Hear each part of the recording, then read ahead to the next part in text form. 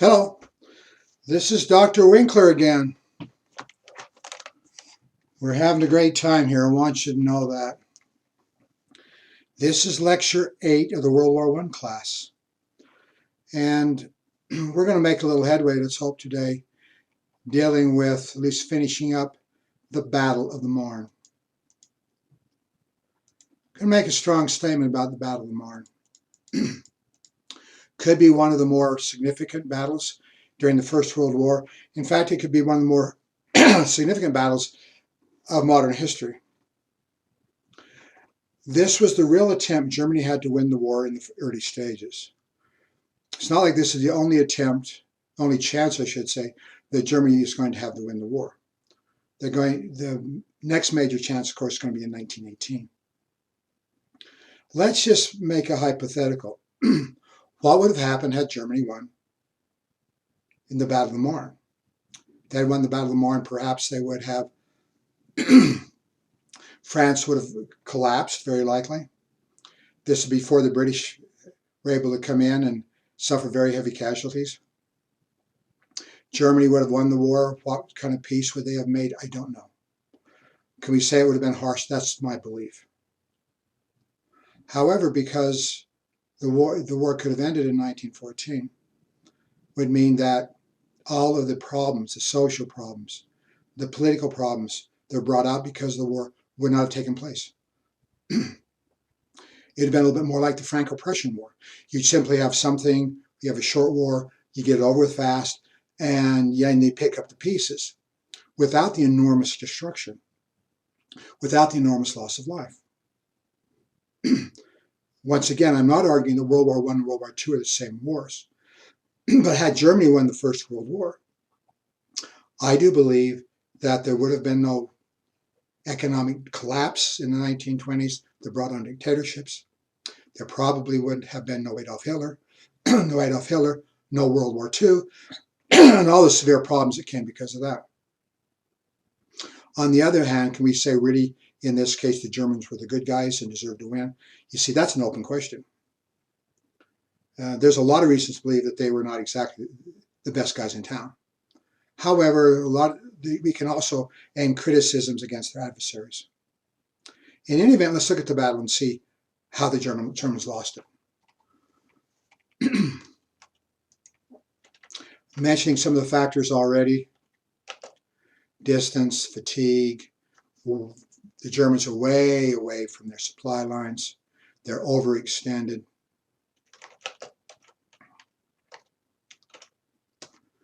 They have altered the plan not to take Paris. Of course, I don't know what would have actually happened had they taken Paris, because then the German army would have been scattered out, shall we say, extended out farther. And these new armies, including the French 6th Army and the French 9th Army, might have done a number on them.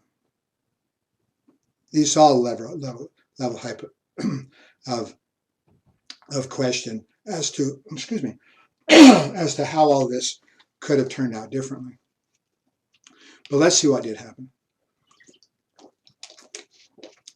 Battle of the Marne. Let's also talk about the Schlieffen Plan.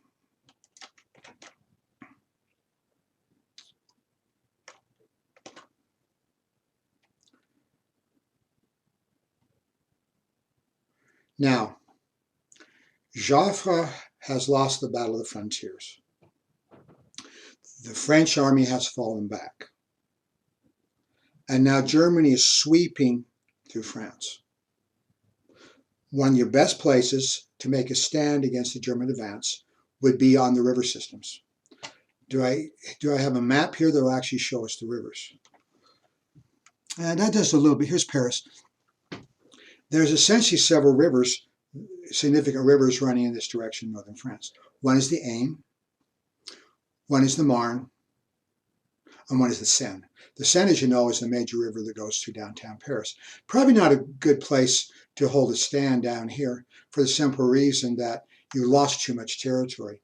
The Aisne is really not a terribly good place as well for the French to make a stand, because the Germans are actually already occupying, shall we say, taking that territory. The Marne becomes the right place. Why the Marne? Good location. Something else, when you're crossing a river, a major river, and it very neatly runs east to west. Can I look at the Marne River in France?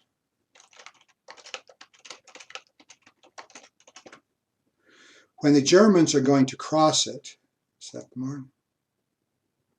When the Germans are going to have to cross the river, it's too deep just to plow right through. You're going to have to go either on a bridge or you have to go through a ford. Now there's an area where the water does not flow quite as rapidly. The water's a little bit wider, so the water's not as deep. Of course, the French know where these are. This is the French River, after all. Of course, the Germans are going to have to pull out their maps and say, we're crossing the river. We're going to have to do it at these places. You see, these become chokeholds. The Germans have to concentrate their forces in these places. The French know that. Therefore, the French are going to place their artillery and infantry at these choke places. So as the Germans come in and compress their forces, they make excellent targets for artillery. As they push across the river, these men make excellent targets for their machine guns and also for their rifle fire. As I was already explaining, a good example of the French élan, the attack, is the Battle of the Frontiers, where they attack a lot and suffer heavy casualties. We're seeing this a little bit in reverse now. Remember, it's not just the French who believe in attack. The Germans do as well. And so the Germans are coming out in large numbers to assault the French positions and cross the river. And in doing so, they suffer heavy casualties. They're mowed down. Something else we see right here with this shift. Remember, the German army now is going in front of Paris, not behind Paris. Gallieni looks over and sees what's happening to the Germans, and he's almost flabbergasted. The Germans are showing me their flank. I mean, this is a perfect place to hit somebody. You hit somebody in the front, they have a lot of power. You hit them in the flank, and that's very, very good tactical operations. When you hit somebody in the flank, you're hitting them in a position where they're really not facing. So it's easier to crush them in. Kluck's First Army has to do this. They're supposed to be pushing down to help von Bülow take care of a French army. But when Gallieni hits Kluck from the side, then now Kluck is trying to do two things at once. He's trying to attack south. He also has to peel some of his units off to defend the attack from Gallieni from the west. He can't move. In fact, it's remarkable, I think, at least to a certain extent, that he was able to hold his position. But the advance has been stopped. Not only has it been stopped in the First Army, von Bülow, the old contemptibles, the Tommy Aikens, the British soldiers, they're actually wedged. Is wedged the right word? They're attacking between the First and the Second German Army. While the Kaiser had a tendency to look at the British saying, this small little army is insignificant. In reality, at a very key point in the battle, they're holding a very key position. And their contribution, not large in numbers, but their contribution is not minimal. It is quite significant. Well, okay, now how are we going to end the battle? The success has been very limited. In fact, the Germans have been beaten. Almost in every engagement, the Germans have taken worse than they've given. Well, Moltke, remember, he's the head of the German army. Rather than being up here where he might be able to personally observe what's going on, he's back in Germany. These are generals. These are way, way up. He sends a lieutenant colonel. This guy isn't even a full colonel. In an automobile to figure out what's going on. Remember, Moltke doesn't believe the information that he's been given by his commanders because it's too optimistic. And remember, where are the prisoners? So Hensch starts out in Germany, get an automobile. Remember, this is the 5th, 6th, yeah, I said that wrong. the 5th, 4th, 3rd, 2nd, and 1st Armies. He's going to drive through all these areas. So he goes over here to the 5th Army. Everything seems like it's doing okay. People are coordinated. Yeah, the attack is slowing, but there's no really cause for concern. The 5th, the 4th, the 3rd Army. He gets over to the 2nd Army and the 1st Army, and he sees something quite different. Rather than seeing units that are properly deployed, we're seeing somewhat disarray in the command structure. We're seeing units that aren't performing well. Sometimes they're not protecting their flanks properly. And he has a lot of concern. See, the 1st and 2nd Armies out here are not in a position, he thinks, to continue the battle. So when he reports back to Moltke, he says the 1st and 2nd Army are not performing well, at least not at this point, and they're in peril of being beaten. This is when Moltke takes this information from a lieutenant colonel and calls off the offensive. The Schlieffen Plan had been severely altered already. Now the Schlieffen Plan is literally dead. We can read history backwards. We can read this in retrospect. Some historians have taken a careful look at this and said, look, Moltke was wrong. Just stay there and fight it out. Just stay there, pump in as many men as you have. See, later on, what the Germans are going to do, just a few months later, they're going to take the 6th Army. Remember, the 7th and 6th Armies are. They're going to take the 6th Army. They're going to take it and push it out here to be one of the major places, shall we say, in the Western Front. And the 6th Army is going to remain here for the remainder of the war. There's going to be an awful lot of combat involved. Now, maybe had the Schlieffen Plan had a chance of working, the 6th Army probably should have been here in the first place. Was there an ability for them to fight it out? Well,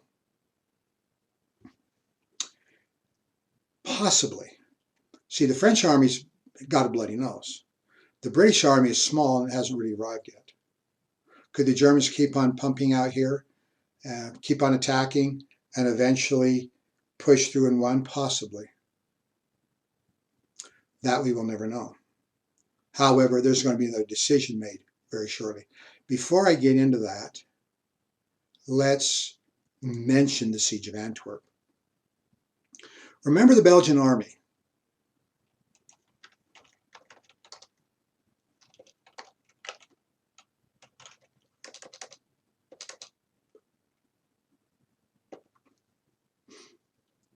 Remember Belgium. The Belgian army is intact. It's been hurt. They got kicked out of Liège. Remember what they did is they fell back rather than trying to hold the line here. This probably wouldn't have worked. They would have probably been easily overwhelmed. They fall back to try to defend their cities. In other words, Antwerp up here. Well, I've already told you that the Germans peeled off 5 divisions to go up here and watch the people of Antwerp. Will Antwerp fall? Well, the Germans have a lot of pressure at this point. The British really don't have any forces available except for the Navy. The Navy have they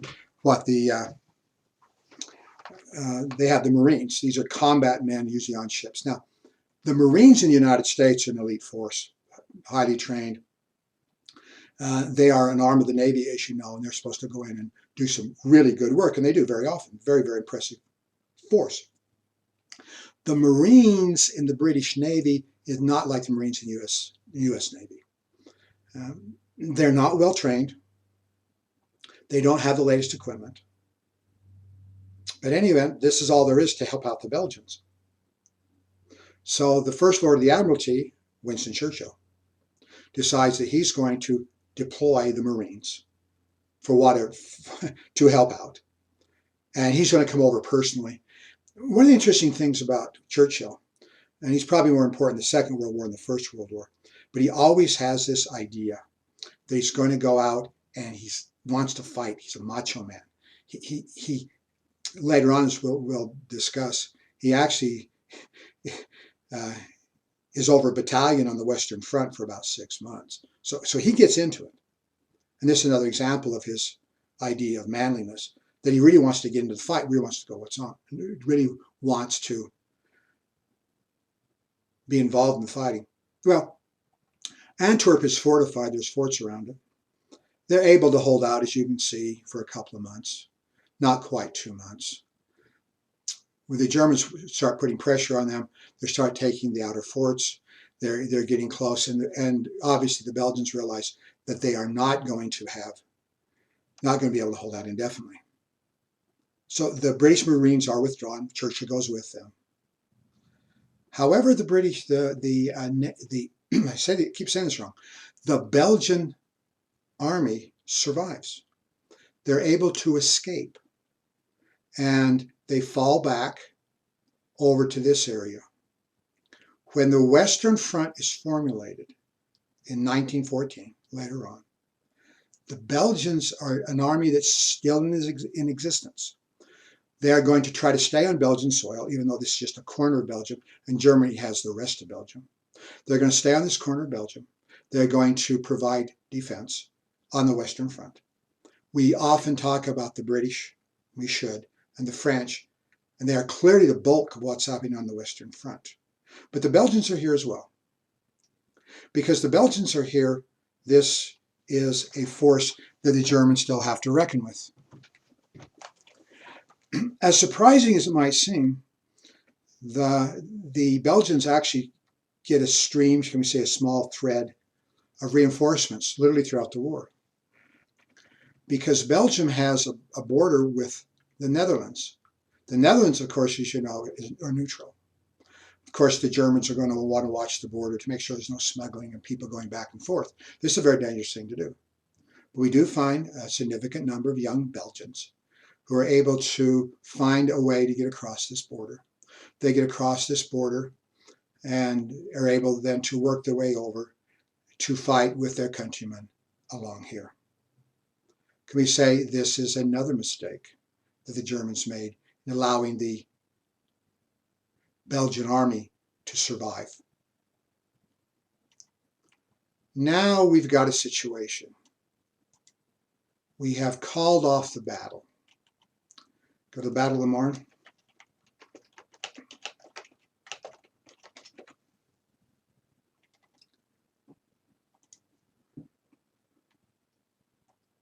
Well, nice photographs here.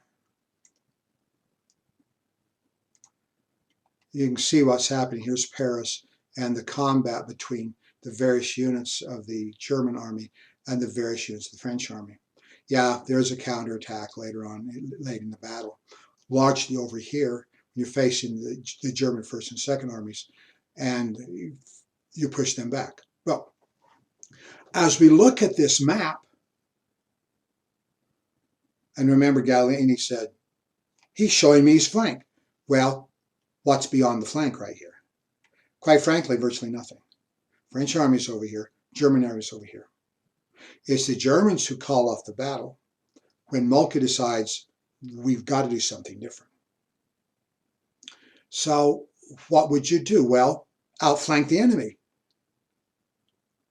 Take your force. Remember, we brought the 6th Army over here now, so the Germans have more troops than they actually had early in the battle.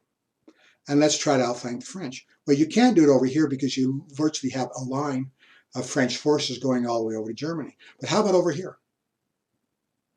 This is wide open.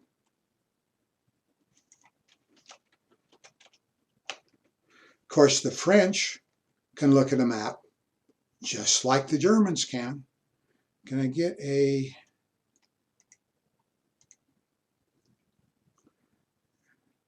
I know this map's a little bit complicated, but I think it gives you an idea of what's going on. And we can follow this. This goes September to November, where the Germans are trying to come around and outflank the French. Of course, the French are there, and remember, the French are actually able to move a little bit better. The French are there, so you can come around, decide, and when the French are there, the Germans don't attack them anymore. So you swing by there, and the French, and it's kind of this leapfrog affair. Germans, French, Germans, French, German, French. The race to the sea is literally the race all the way up here to the English Channel. This is a few hundred miles.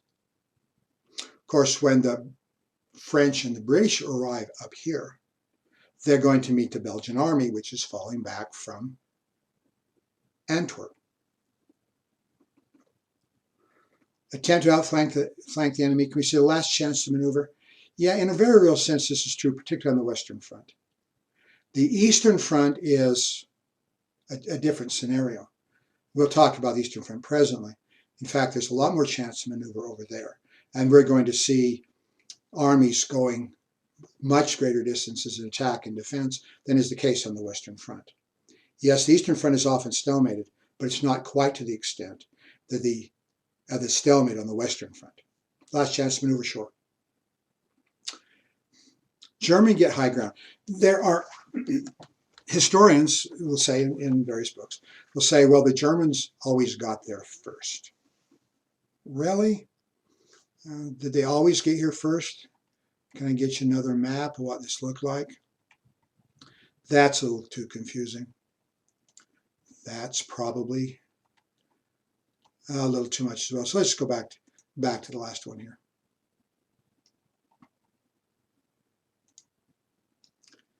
As you look at the map, and I look at this saying, I'm not seeing that. I'm not seeing the Germans are always first. It's not like the Germans are going. The French are coming up behind them, because there are times when the Germans are here and the French are trying to outflank them. In my estimation, as I look at the maps, I don't see Germany always getting there first. Now, obviously, if you show up first, you do have the tendency to grab the best ground. If we're going to be staying here for a while, at least until there's another maneuver to move farther up, of course you're going to take your advantage. And there's a number of advantages. We'll talk more about this as the course continues. There's a number of advantages in having high ground. Another way we can look at this, and I think this is the best explanation, the French and the Germans show up. And if you're looking at the field, and France, in some of these areas down by Belgium, it's really quite flat. We're going to talk about ridges. We're going to talk about the Passchendaele Ridge when we talk about 1917. See, I'm a Utah, and a ridge to me is like this. A ridge to them is, I'd almost call them bumps. But some of this area is rolling country. In other words, it's kind of inundations. If the Germans are here, all they would have to do is pull back, sometimes just a few hundred yards. Over here, there's this, the French are there, the Germans are here. We're down a little bit too low. Let's pull back a couple hundred yards, and now we have the high ground. Big advantages. You shoot down on your enemy. You can see what they're doing. You can call in artillery. We can see these men over here. There's a psychological advantage. Why do rich people build their houses on hills? They can look down on the rest of us? Sure. Make you feel good about yourself? Yeah. The view's great. However, you're living down here and look up at the mountains, view's pretty good here too. But the rich people want to be on top. There's a psychological advantage. And as I've already mentioned, shooting downhill, your rounds do have a tendency to go a little bit farther than shooting uphill. Obviously, going downhill means the gravity is going to help you a little bit more in your firing. And I've already mentioned you're up there and you can look and you can watch and look at your enemy. The Germans get the high ground, not always because they arrive first and have the choice, but they choose to alter the line and keep themselves up high. Well, the French could do the same thing, couldn't they? Withdraw a few hundred yards, and so you have people on top of the hills. The difficulty with this is you're too far apart. One of the things the French are very, very adamant about, and that is we will retake the sacred soil of France. If you want to be in position to harass the Germans, to engage the Germans, and attack the Germans, you better be close. If you're out here, let's say a mile or something, that's the distance right there is quite a long ways, and therefore you're going to have less chance of pressuring the Germans. as I will discuss in just a little while, the Germans actually come to stay, while the French and later the British are there to push them out. At the beginning, the Germans have the high ground, largely because they choose to have the high ground. If they advance to that position, that's fine, but they can also withdraw to that position.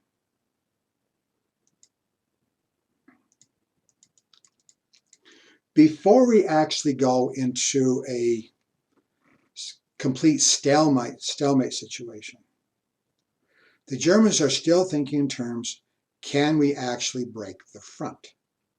In other words, by the time you get to the sea in November, you've got a problem as far as turning a flank.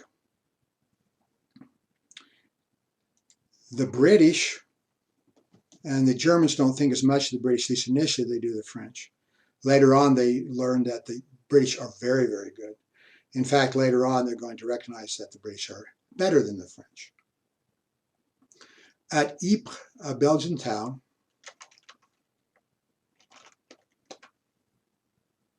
maybe I ought to get the Ypres salient. I want a map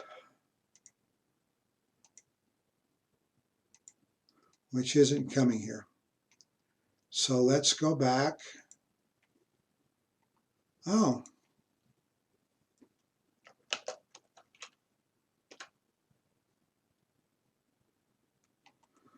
All right, here's where Ypres is. Remember, the Belgian army's up here.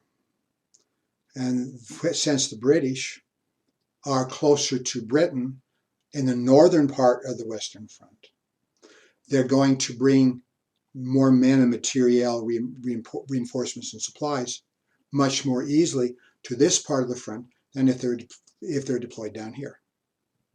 So the British are up here. And as they get more and more men, they're going to occupy more and more areas, while the French are going to occupy, or shall we say defend, the remainder of the area. Now, Ypres. It's in Belgium. The Belgian army's up here. Do you see the salient? In this leapfrogging, the Germans, of course, would like to have Ypres. That would straighten the line. But the British are there, and the British don't give it up, so the Germans continue to try to outflank them in the race to the sea. But because of the initial deployment, we have this salient. This is a big bulge in the line. Now, if you're attacking during the First World War, this is probably true of many of the wars as well. If you're attacking a bulge in the line, and usually this is a good place to do it, you attack from this direction.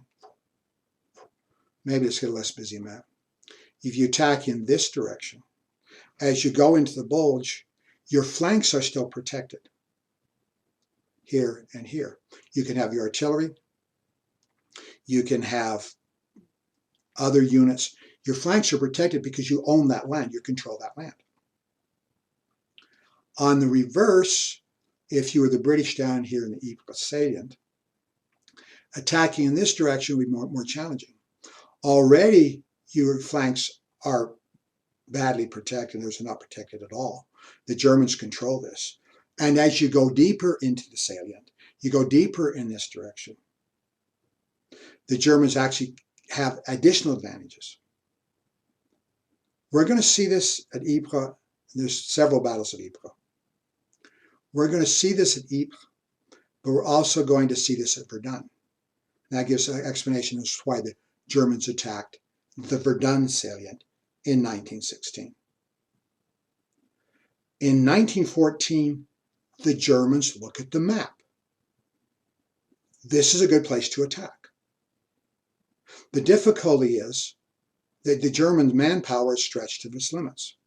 How much do you really have? Remember, in 1914, of the military-aged men, there are only about 51% in Germany are actually in uniform. You've got a whole bunch of men out there that you want to train, and you want to get in uniform and get to the front as rapidly as possible. The reason why as rapidly as possible is the British are going to be building up their forces as well. Sometimes these men are poorly trained. Now, according to German doctrine, you should probably have your company together for at least a couple of years before you're actually functioning properly. I think that's a little bit pie in the sky, particularly at this time frame. You get large numbers of men, and a lot of these men are enthusiastic. Their patriotism is all functioning. One of the ways that some of the men deferred going in the military, once again, if daddy is powerful and daddy's rich, one of the ways they send him to university. Can we say these men, they have education, they're connected, they're a little arrogant because they tend to be upper class. These men are going to make excellent officers. You train them as officers. But initially, rather than train these men as officers, which they probably should have done, they actually take a lot of these men and put them in the ranks, privates, corporals, that kind of thing. So you're taking some of your best potential officer material and using them as frontline combat troops. This is probably unwise, particularly when there are heavy casualties. Poorly trained men, enthusiastic, but the unit coordination, the real skill with weapons, the really knowing what to do in various tactical scenarios. Can we say they've been introduced to this, but being not well trained, sometimes they're going to make mistakes that well-trained troops would not make. There are heavy attacks. You can see this battle runs for about a month, where the Germans are sending in these men. And sometimes Western historians, like us, we have a tendency to call this the massacre of the innocents, poorly trained men. The Germans use a different term for this. It's Kinderbolt. Kinderbolt literally means murder of children. So massacre of the innocent, sure you can say that, but I think a more literal translation is murder of the children. Well, Germans clearly are not using children. These are grown men. These are men of military age. The most famous man, and he's not university educated at all. In fact, Adolf Hitler quit his education about age 16. Poorly educated, very, very, very brilliant man. This guy's really bright. Reads a lot. Well, he's a private. When the war broke out, he's actually a draft dodger. He doesn't want to get drafted into the Austrian army. Kind of slips across the border into Germany. The officials would like to grab him and stick him in a uniform. However, he joins. He's in one of these units that is not well trained. He's involved in combat. In his unit, we largely call it a squad, 15, 20 men. When they're deployed in combat, every one of them is either killed or wounded besides Hitler. Hitler even had part of his sleeve was creased by a bullet. It didn't break his skin. He was not wounded. But he's very, very close to being killed. Hitler's going to fight for 4 years on the Western Front. And he's going to have to run big risks. And it's extremely unfortunate that he's one of the people who survived. All the fine and decent men who had made good fathers and good leaders are laying dead in the mud in the Second World War. We have an extremely evil man. Adolf Hitler survived. The Germans lose the First Battle of Ypres. Incidentally, since the British are deployed here for a lengthy period of time, I'm trying to use a French pronunciation. This is French-speaking part of Belgium. A lot of times the British just call it whippers or weepers. Weepers sound a little bit like crying, doesn't it? But anyway, they call it weepers. Trenches develop. Fighting slows. Because of the tremendous firepower we see in the early phases of the war, machine guns, artillery, rifles, we've talked about this at some length. Standing up's a bad idea. Going to ground is a much better idea. In rolling country, it's better if you use the terrain to help defend you or use the terrain to look down on the enemy. In the early part of the battle, we tend to see forces on both sides. using roads. See, some of these areas of France, they've had roads here for centuries. And you simply have the same roads, and you simply have wagon ruts. You're down the wagon ruts, the mud and these kind of things. After a while, the roads do have a tendency to be lower than the area around. So one of the reasons why they're so muddy is they tend to have an issue of drainage going down to them. Incidentally, going back to the Germans getting the high ground, if you're up here and your opposition is down here, you're going to have more trouble with mud down here. There's going to be more drainage. In fact, there are times when the trenches are so close during the First World War, there's drainage from the German trenches, the higher trenches, down to the lower trenches. Okay, we have men deploy along roads, backward country lanes. Sometimes when these roads, not only do they tend to be deeper than the surrounding fields, very much like a trench, but also over the centuries, as the mud gets pushed up, not only is the roads a little bit deeper, as the mud gets pushed up, as your wagons go through, they tend to have a little bit more of a lip on the side. Now, these make very good defensive positions. They're not as good as a trench. Trouble with a country lane, they have a tendency to be straight. Another problem, and what's wrong with being straight? Well, straight is simply this. If you have a straight position and you simply grab a piece of that, you can take a machine gun and own the entire lane. An example, at the Battle of the Marne, the Germans are in a position, they say, we have to dig in here a little bit. They dig a slit trench. It's straight, very, very bad idea.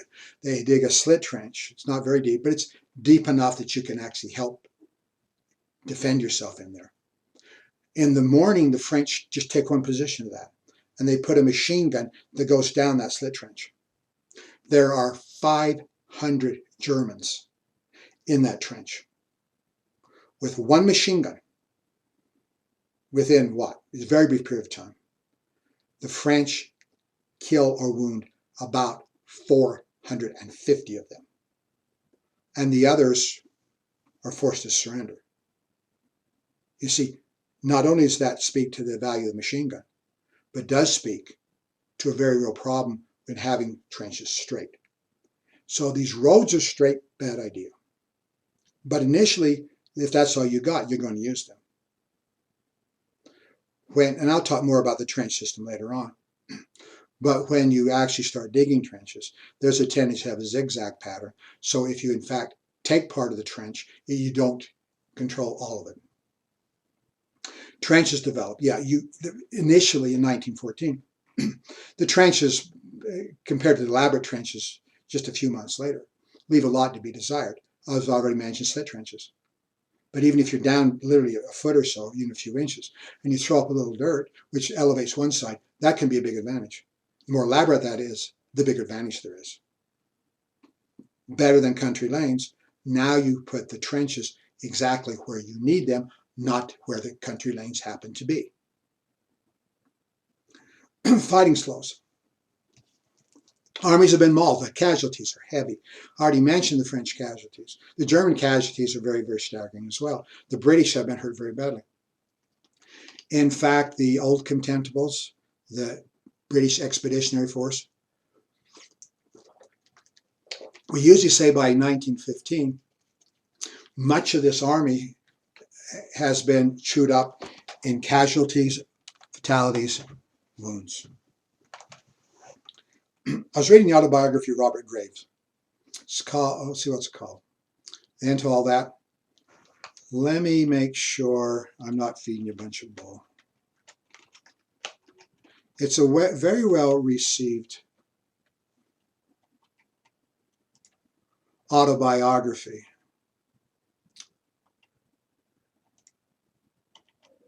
And in his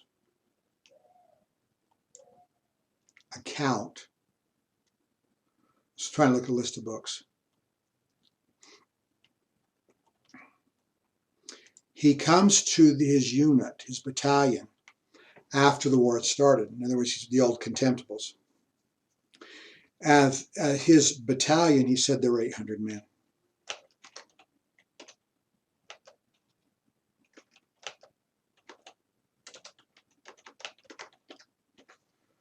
And goodbye to all that. You see, you can't trust old men. You can't trust old men because our memories are awful. Okay, goodbye to all that. Thank you very much. And it has been criticized. There are some problems with it, but that's not my point right now. He's a poet, very well received. Anyway, he shows up at the beginning, should say, about the time of the First Battle of Ypres, into 1915. He said when he arrived there, his battalion originally had 800 men. Of those, only 12 had been there in August 1914.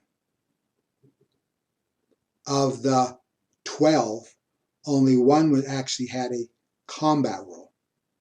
The other men were kind of like company clerks. And this one man, shortly after Robert Graves arrived, was killed by an artillery piece. I think the way he put it was his legs were blown into his body. Pretty gross way to die. My point is this. The French are suffering heavy casualties. The Germans are suffering heavy casualties. And the armies are mauled. If you have, and there's this, the military scientists would say that after you lose a certain percentage of your manpower in various units, your efficiency goes down dramatically. Sometimes these units are badly in need of rest. They're also badly in need of reinforcements. It is also well understood that when they went into war, they went in inadequately. They need more artillery. This is particularly true of the British and the French. They need more heavy guns because when you start to dig in, different issue. The French with the magnificent French 75. The British with the 18-pounders and 13-pounders. The Germans with the German 77. Even with all these things they had beforehand, they still realized they need more. One of the biggest failings early on was a lack of machine guns. You have machine guns, and their machine guns are important. Rather than having a few machine guns per battalion, now they ended with more and more of them, and with several machine guns in a company. So they're going to be the backbone of the infantry's defense during the war. But you have to have more of them. You don't have enough. They have to be manufactured. Well, before we get in to a big discussion of Belgium and the rape of Belgium, let me try to give you an understanding about atrocities. There's going to be accusations, heavy accusations made, about how awful the Germans treated the Belgians, most of which are accurate, some of which are exaggerated. But this is kind of odd. We have rules on how you kill people. You have rules on how you dominate people. I find this quite interesting. Killing a person is very, very unpleasant. Killing a person is a pretty awful thing to do. But there's rules on how you do that. The idea is, and was, that you should use restraint in how you brutalize your enemy. And so we get the laws of war. I mentioned this earlier. I know I'm repeating myself. Please be patient. Remember, everyone breaks the laws. What I do, my side, it's a military necessity. More often than not, forced upon me by those rats on the other side because it's their fault I'm breaking the laws. To a certain extent, when someone breaks the laws, we'll talk about this when we get to gas later on, when somebody breaks the laws over here, well, he did it, so I do it too. So my justification is what he was doing. Anyway, what I do is a military necessity. What the enemy does is an atrocity. One of the reasons why we're going to make a big deal over this, of atrocity, is not just to bolster the home front. You see, back home, people are going to be saying, oh, by the way, we're going to support the army, we're going to support the military. It's nice to say how evil these enemies are. But there's a bigger fish to fry here than just bolstering the people at home. You see, one of the big wild cards in the First World War is probably the most powerful industrial nation on the planet, which also has a large population, much larger than France, much larger than Britain, much larger than Germany. And that's the United States. If you can convince the Americans of how awful the Germans are, they might be a little more, shall we say, a lot more supportive of your war effort. And they also are much more likely to come in on your side and use their industrial base and their population to aid you in your victory. So the British want to play up the issue of atrocities, German atrocities. I believe we're on page 6 now. Okay, well, we have these conventions, the laws of war. The one I don't have up here is the General Orders 100, which is an issue in the United States. There was a man by the name of Franz Lieber. Make sure I got it right.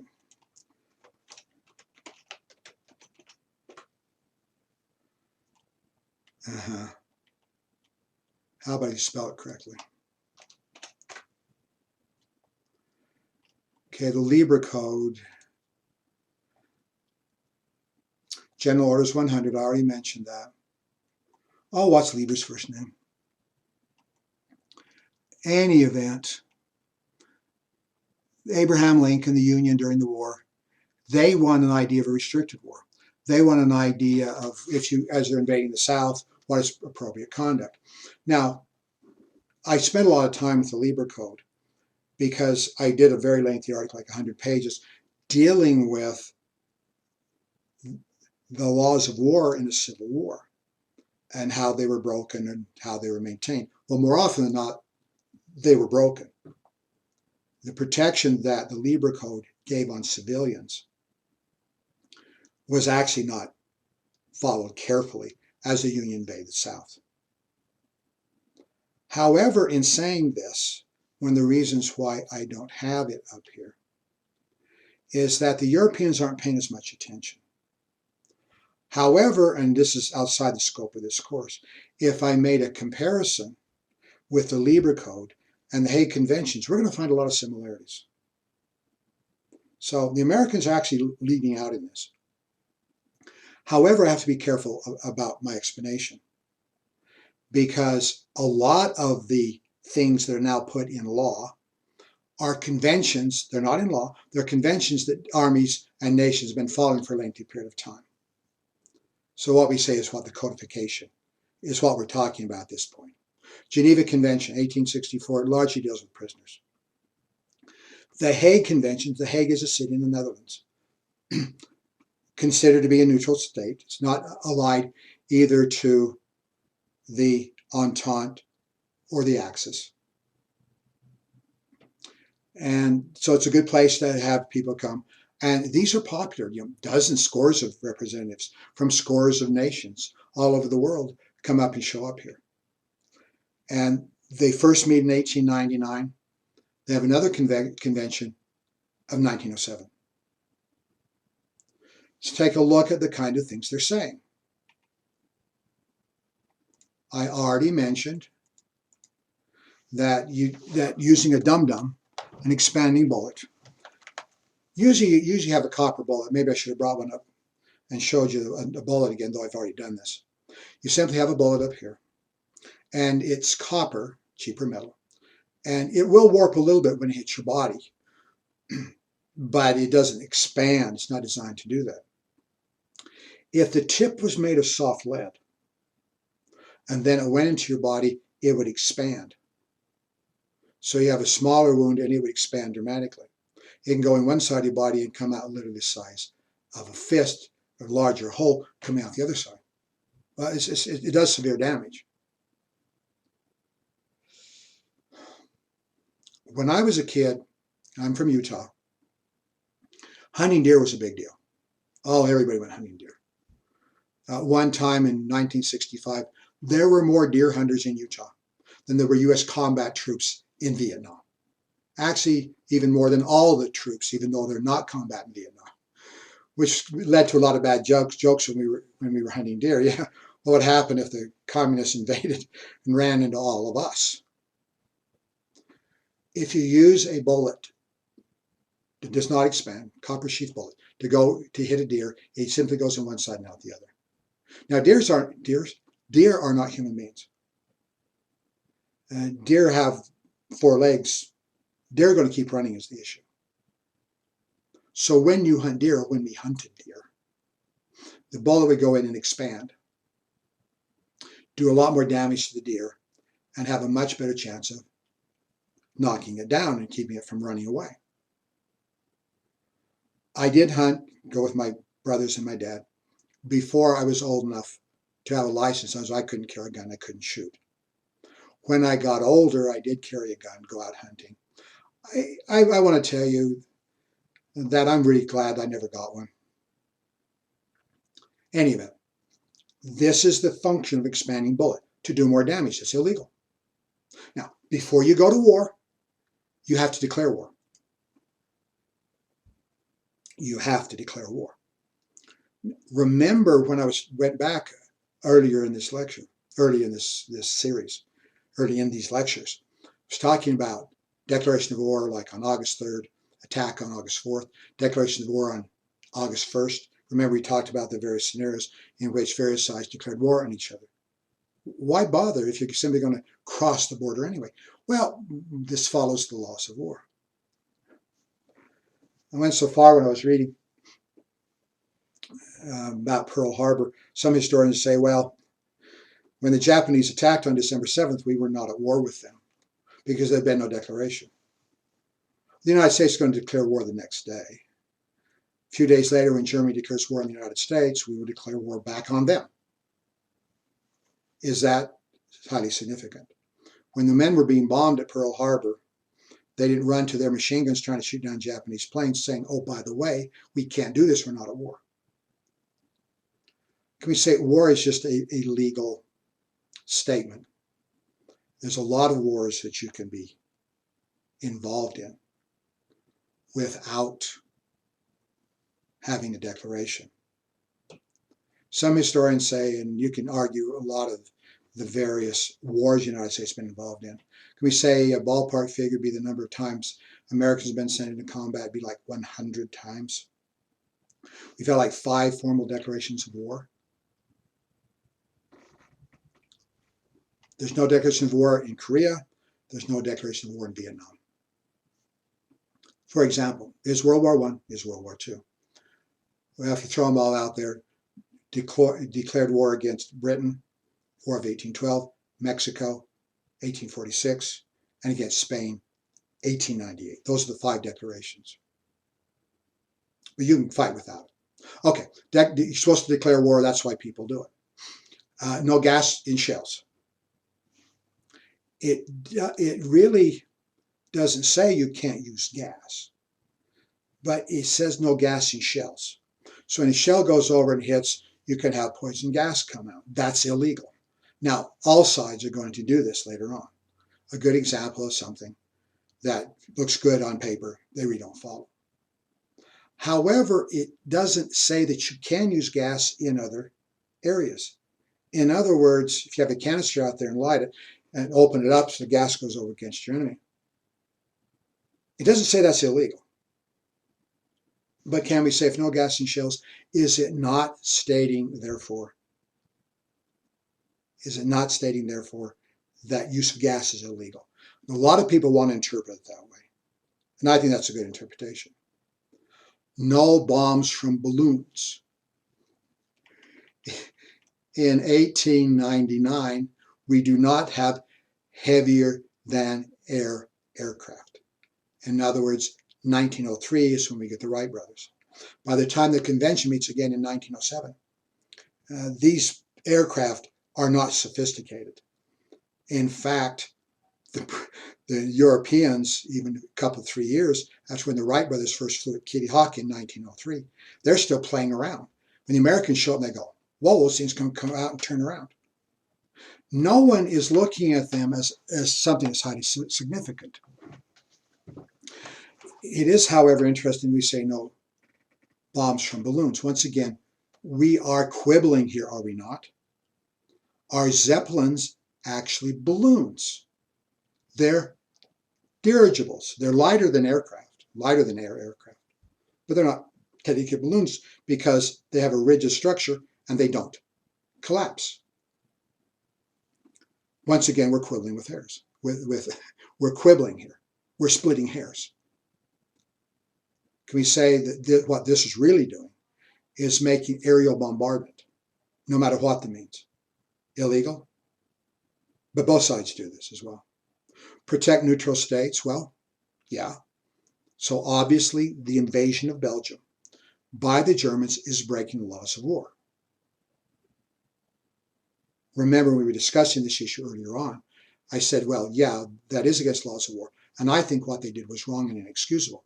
On the other hand, we see in other scenarios, people attacking people for no reason, and it's sometimes like in 1942, the Americans attacking a neutral state. Treat prisoners of war, accept surrender.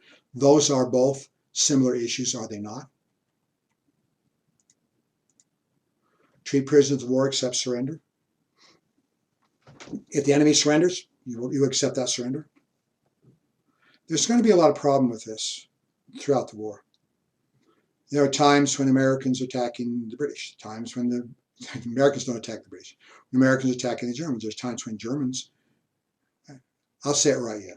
There are times when Americans are attacking the Germans, when the British are attacking the Germans, French as well.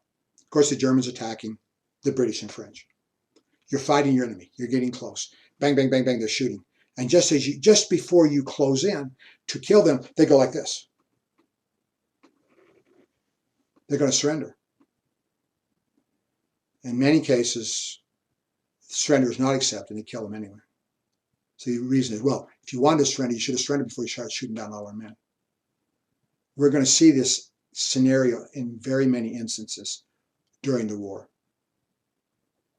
Treat prisoners of war, you should treat them well, you should give them enough food.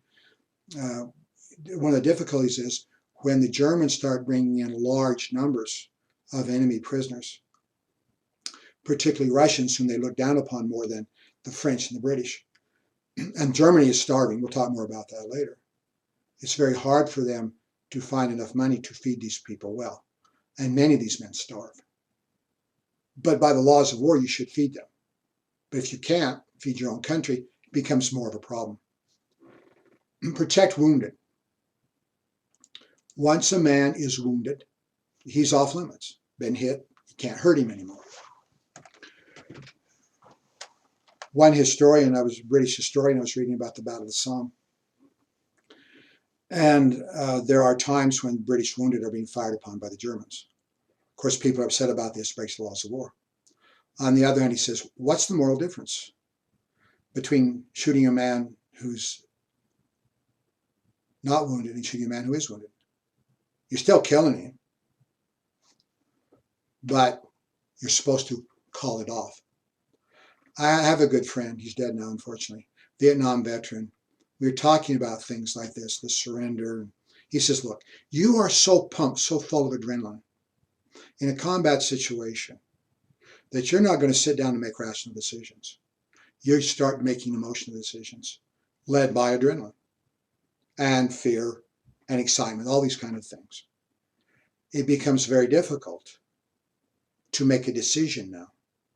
Suddenly, bang, you can kill somebody, and now you can't. So these issues do become challenging. Something important right here is to shoot spies and saboteurs. This goes way back. Like I say, this is obviously an international law, but it's been in practice for a very lengthy period of time. When you have an enemy within your country, a spy who's aiding and abetting the enemy, he can be shot. In fact, it's very common practice to shoot them.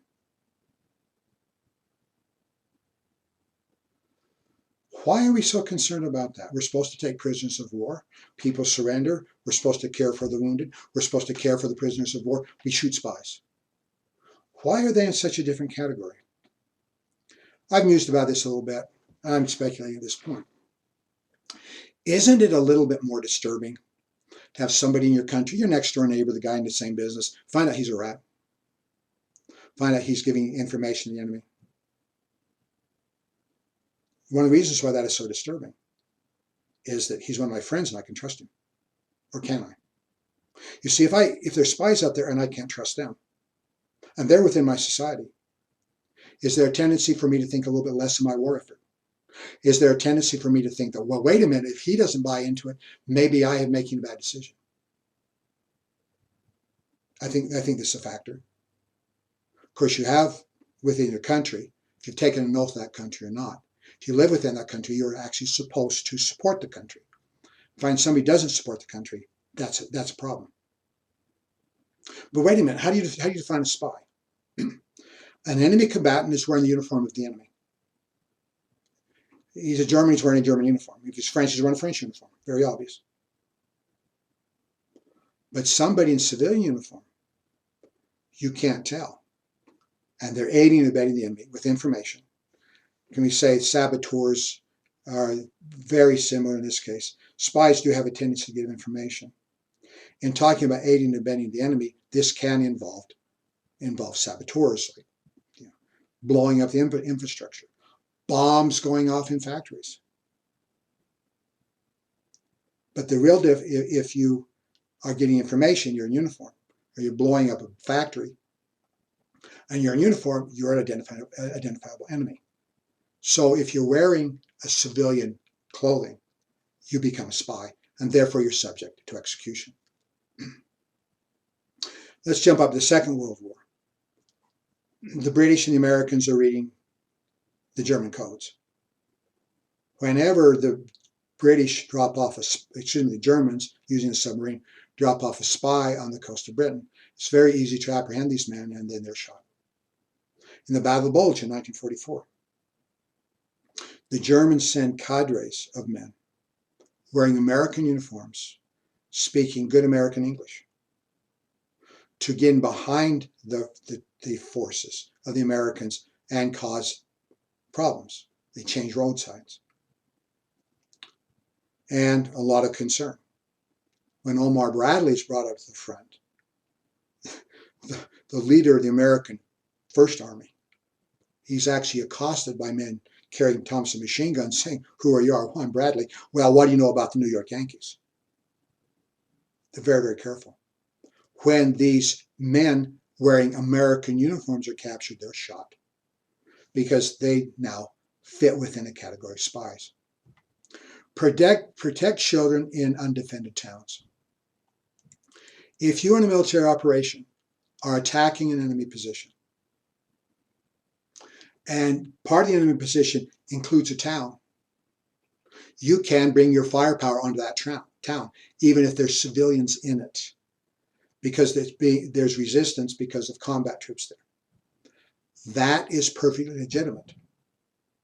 However, if there are no combat troops in there, they're not defending you. It is against the laws of war if you're going to use artillery upon them or machine guns to attack that village and knock it down. World War I sees the beginning of what we call strategic bombing, where you're going to fly aircraft over and bomb other areas. If you're bombing a city that's being defended, that's perfectly legitimate. But if you're bombing a city, town, village, whatever, that is not being military defended, that is breaking the laws of war. Now, when we get to strategic bombing, the Second World War, all that's going to be thrown out very, very rapidly. So there is a issue of protecting civilians. If civilians are in an unprotected town, well, they're free game actually, and you kill them, well, it's not breaking the law of war. At the end of the war, for the damage which you do, you should pay compensation. Shell a village, drag people off, whatever you happen to do. which is breaking the laws of war, you are supposed to pay for that. One of the reasons why I'm making a big deal about that is that at the end of the First World War, when Germany is declared guilty in all respects leading to the war, the nation is supposed to pay enormous reparations to pay compensation. The idea of doing this is very well within the framework of international law. On the other hand, we have to decide really who is guilty and at what level. Many nations, now you can have a conference and your representatives go out and you have everybody sign the agreement, and scores of nations sign. There's another issue is before these are actually enacted, these have to be taken back to your governments and they have to agree. In other words, if the British are involved in this, and the British do sign, you have to go back and Parliament has to agree. Or you have to go back to Germany, the Kaiser and the Reichstag. The German Parliament has to agree. A lot of nations sign, and a lot of nations say that they're following these ideas, even though, quite frankly, they do not. The Americans don't sign. The Americans really don't even sign during the Second World War. It's not really until 1950 when the United States says that we are now part of this. Now, in having made that statement, the United States does follow these ideas. But it's interesting that we did not put our stamp of approval on this until much later. Let's take a look at rape of Belgium, propaganda and reality. Big, big problem. Now, going back to the war, the Franco-Prussian War, 1870-1871. Germany invades, or the German states invade France. And they have what they call the Facteur. They are snipers. The French leaves men in the military put you up in a tree more often in a town. A church steeple, so you have a very high view, so you can look at the countryside, and using these as snipers, picking off various German officers, if they can, and other men if they can't find an officer to shoot at. They are a problem.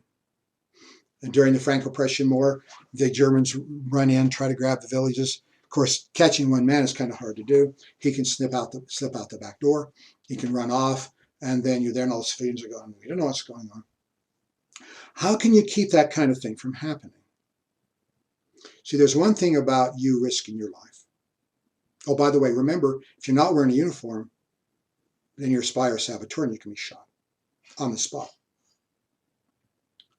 What you can do, therefore, is if the Germans are trying to do this, if you have somebody, a guy in the uniform or a civilian or a man not in uniform, if he wants to commit suicide, that's one issue. In other words, he wants to risk his life. But the idea is if you have massive retaliations, and let's say you're pushing through a Belgian village and there's a little firing going on, a few men are hurt or there's some threat, you go in and you can't find this guy because he's going to change out of the uniform into civilian clothing. And you don't know who he is. In retaliation, the Germans massacre sometimes every man of military age, sometimes boys in their teens, sometimes old men that are well beyond military age. Take them downtown square, line them up, and blow the snarf out of them. There are times, in some, shall we say, some of the larger towns, that this retaliation ends up being hundreds of men, 300-400, happen on occasion. This is clearly brutality. This is clearly beyond the laws of war. But the Germans try to justify this. If we come down heavy on you, we can actually keep you from doing certain things. This is well documented. I'm not denying any of this. Is this out of hand? Yes, it is. Is this way too much? Yes, it's murder. So there's a very brutal nature to this. Sometimes people have argued, this becomes more apparent in the Second World War than the First World War, is that in actuality you're trying to keep your enemy from bothering you so much. But brutality increases resistance. You say, well, wait a minute, I'm trying to keep these people from hurting us because of the retaliation. Sometimes that does work, but a lot of times it actually increases resistance. that your enemy hates you even more and more. They'll figure out more ways to hurt you. Now, here's a good propaganda issue. According to British propaganda, remember, they sell this back to Britain, that's an easy sell. But shipping that across the Atlantic to the Americans, making the Germans look as bad as they possibly can. The idea is this: when you're out fighting your enemy, and in order to manipulate a rifle, you have to aim the thing. You have to have the ability to move that bolt and to fire. If you don't have that hand, you can't do it. There's no way you can steady that rifle and fire, manipulate the bolt at the same time. So if your enemy has missing a hand, you can't do this. So the British make this big deal. The Germans are cutting off the hands of Belgian men and Belgian boys. This is propaganda. This never happened. How do we know it never happened? At the end of the war, there are commissions, including the Pope, the Holy Father. Remember, Belgium is Catholic. It's a Catholic nation. If you take a look at this, they say we want to give compensation. We want to help those boys and those men who had their hands cut off. So anybody in Belgium who's had your hand cut off because of the Germans, come forward, and it was a pretty good chunk of change. Some Americans say, we'll give you $1,000 each. $1,000 in 1919 is pretty good money. It ain't bad now. With all the efforts and advertising, they could not find anywhere in Belgium one man or one boy, teenage boy, who had had his hand cut off. There's an irony here, and that is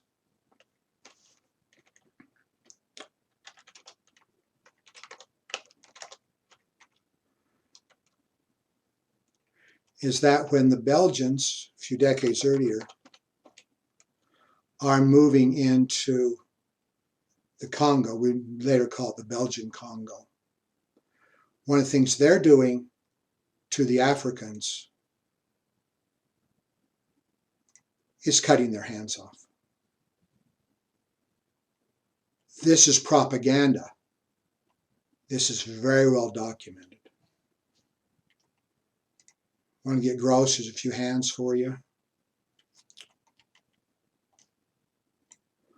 One of the great crimes, I literally think, in human history is imperialism. When we have European countries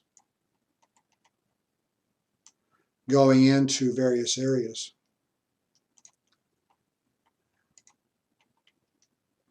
and destroying and enslaving and murdering peoples of various countries. There's an irony here. However, when we're talking propaganda reality, there is a reality.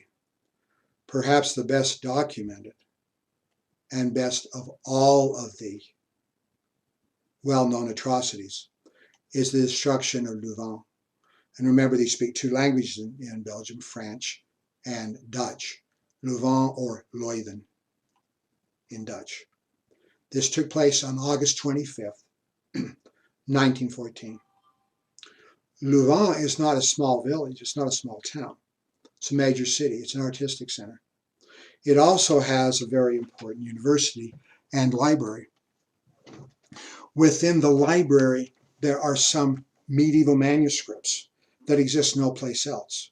These are absolutely treasures in understanding not only the history of Belgium, but the entire history of Europe in the Middle Ages. Once again, there's a big issue. Perhaps some shots. Whatever a few people did, or a couple of guys with a rifle did at Louvain, the reaction was unacceptable, absolutely overwhelming, and completely brutal.